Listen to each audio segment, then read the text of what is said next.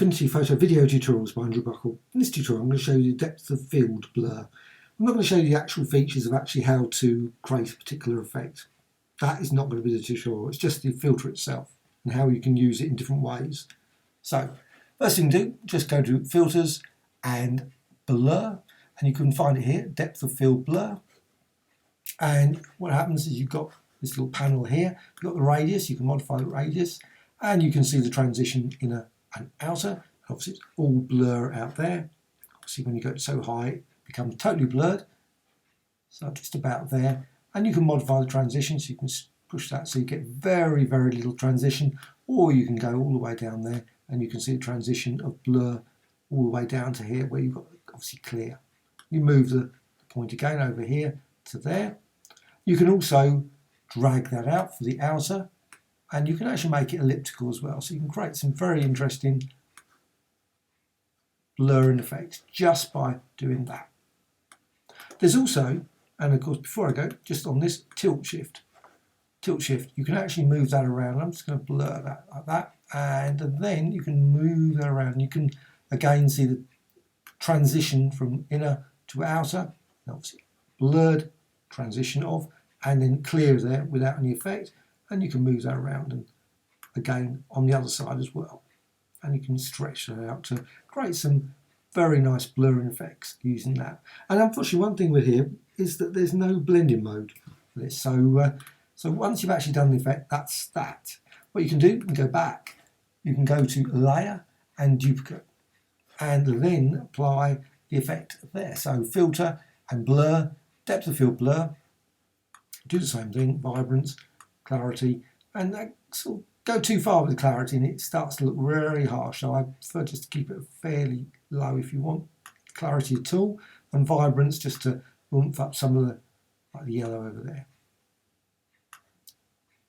And again you can use tilt as well, but I'm just going to go for apply. And now what you can do, of course, you can actually use it while you're in the filter as well. So it's not you once you can actually, so you don't have to go out, go for like multiply, and you can create some very nice sort of blurring effects just so you can see the transition there.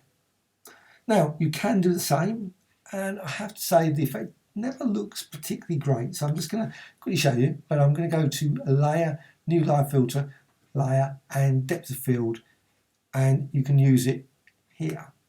So depth of field, now that's fine, but if you use it on a layer it really doesn't look very good. So it there, like that, you've got this not so great, that edge effect. So you can of course preserve alpha, but that's not the default. So as soon as you do that, then you've got that. So, and of course now you've still got the tilt shift, you've got elliptical, and you've got the blend mode. So you can just go through that and you can see which one you like. That creates a really unusual sort of effect. Okay.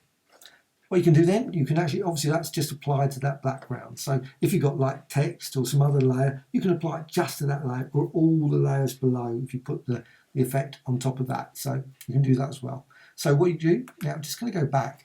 You can apply it multiple times. That's another possibility. You can also use channels. So you can just go to filters, and I'm just going to go to, say, red, just select that, filters and blur and depth of field. Quickly apply red, and I'm not going to just go there. I go to green, going to go to filters, blur, depth of field, just going to put it at different points, just over there, radius, apply. And then when you go back, you can actually see you've created a very unusual green and red sort of blurring effect. Of course you can combine this with adjustment layers as well, so you can make it to black and white and keep that live as well. That's another possibility. And you can of course use it in selection. So I'm just going to quickly go back now. I'll just go back to that depth there. And you can just play there and just go to filters, blur and depth of field blur. Just going to do that. And then you can see what happens. You can create some interesting sort of blurring effects just to a selection and apply. And of course you can then modify the selection and go to a different place.